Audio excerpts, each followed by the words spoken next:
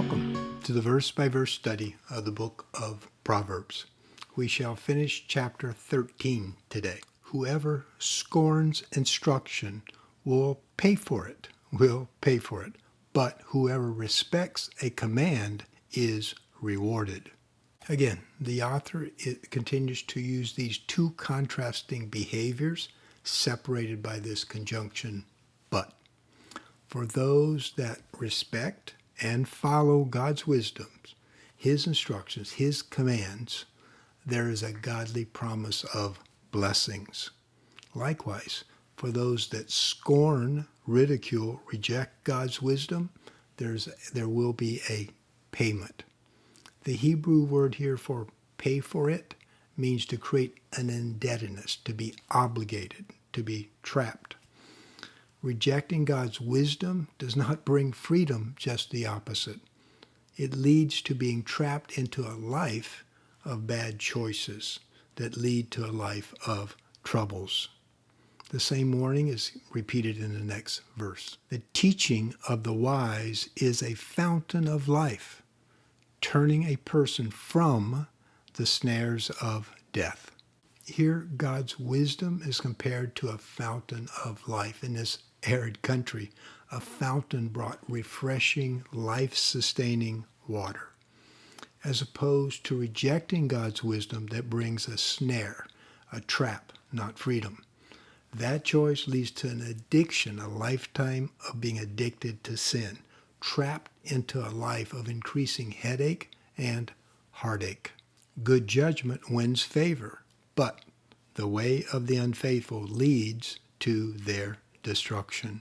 Good judgment means common sense, making wise, godly decisions. That person can be depended upon to give good, trusted, wise counsel, advice, as opposed to the person that gives unfaithful, dishonest, unreliable advice. Their choices lead the person themselves and to others into destruction. All who are prudent act with knowledge, but fools expose their folly. The prudent engage wisdom before they engage action. They seek to understand the situation and get God's guidance before engaging in an action, especially using their mouth. They make sure there's water in the pool before they dive in. Unlike those that reject God's wisdom, they typically are rash in making their decisions, and therefore they expose their foolishness. A wicked messenger falls into trouble, but a trustworthy envoy brings healing. During the time of this writing, of course, there were no phones, no internet, not even a postal service. Folks often relied on messengers to convey information, to act as their spokesperson, their representative, their envoy, especially if there was a legal matter involved or some dispute or misunderstanding that needed attention. If this messenger proved to be dishonest, they tried to take advantage of that situation, they brought added conflict, trouble. As opposed to the trustworthy, wise messenger, they brought God's wisdom, which brought healing. Healing here is a form of shalom. In the Hebrew, it's talking about peace. The word actually means soothing, tranquil cure to an illness or a conflict. That's God's wisdom. Whoever disregards discipline comes to poverty and shame, but whoever heeds correction is honored. Again, we see this clear, godly promise. When you and I reject God's wisdom, the result is loss and shame. When we follow God's wisdom, the promise is blessings. A longing fulfilled is sweet to the soul, but fools detest turning from evil. Like we saw last week in verse 12, that said, hope unfulfilled breaks the heart. Here we have the opposite. Hope fulfilled brings a sweetness, a joy to the soul. Hope invested always in God will be rewarded. It will nourish the soul.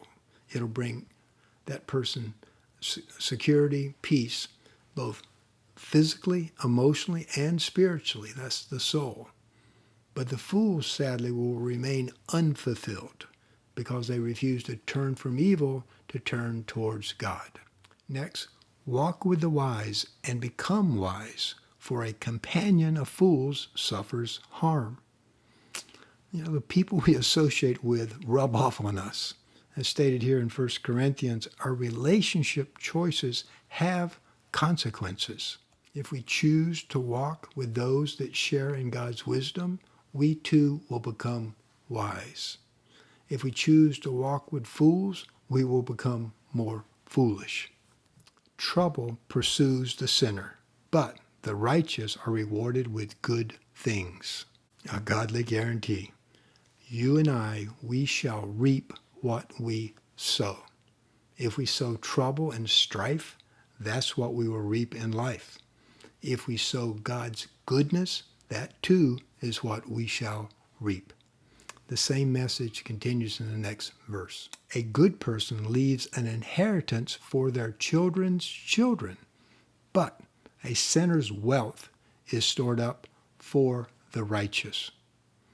Meaning a person that has a well-earned reputation of a lifetime of good, someone that was trusted and a caring neighbor, that person will pass on that valuable reputation to their kids and grandkids.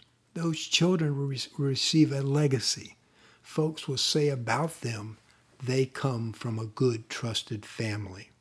There's stored up righteousness that is passed on as a blessing to the next generation, as opposed to the person that is a consistent bad neighbor, untrustworthy, uncaring.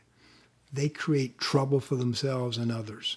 Unfortunately, that reputation too will be passed on to their children. And so that child will not have the blessing of an inherited, stored righteousness. An unplowed field produces food for the poor, but injustice sweeps it away. For the poor, for everyone, there's always a promise of opportunity.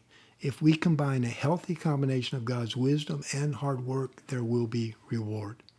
In this example, it's suggesting that they tackle an abandoned, unplowed field that others have apparently rejected, likely because of rocks. And if that person invests hard work, they'll make that land productive with God's blessings, and they'll have food for their family. But the promise comes with a warning. They must stay close to God and be wary, because the wicked will attempt to unjustly take from the poor their land once it becomes productive. And next is an often misapplied, kind of a little bit controversial proverb. Let's take a look. Whoever spares the rod, meaning spares discipline, hates their children, but the one who loves their children is careful to discipline them. Actually, this verse is very clear. Those that love their children will not neglect godly discipline, godly correction. A selfish, undisciplined, spoiled child is very often the product of neglected parents. You and I are called to model Christ, and Scripture tells us the Lord disciplines those he loves. The key word here is discipline begins with love. That should be our sole source of motivation. Our goal is to teach our kids accountability, that bad choices have consequences. Romans 5:12 says that we all were born with the seed of Adam, and therefore inherently we have this streak of selfishness and rebellion, more so in some than others. And we have Proverbs that explained it this way: folly is bound up in the heart of a child. So it's the responsibility of godly parents to teach their children godly wisdom so they can make good, wise decisions versus harmful, foolish decisions in life. So the question becomes, how is it administered? Is corporal punishment okay? And the answer is, it depends on the child. For some children, a stern look is all it takes, and more than enough. Others require stronger consequences, like lost privileges. But any discipline is always done as part of a plan of instructions and is administered in love, never in anger, never in frustration. A child wants and needs to understand where the line is. And they need to know from experience willful defiance in crossing that line will result in consequences. Consequences that are administered in love with godly wisdom. Lastly, we have the righteous eat to their heart's content, but the stomach of the wicked goes hungry. The author closes with this consistent godly promise. Those that follow God's wisdom will find both peace and contentment. But those that reject God and his wisdom will never be satisfied. That ends chapter 13. Chapter 14 next week. Until then, may God bless you and your family with both grace and peace. Aloha.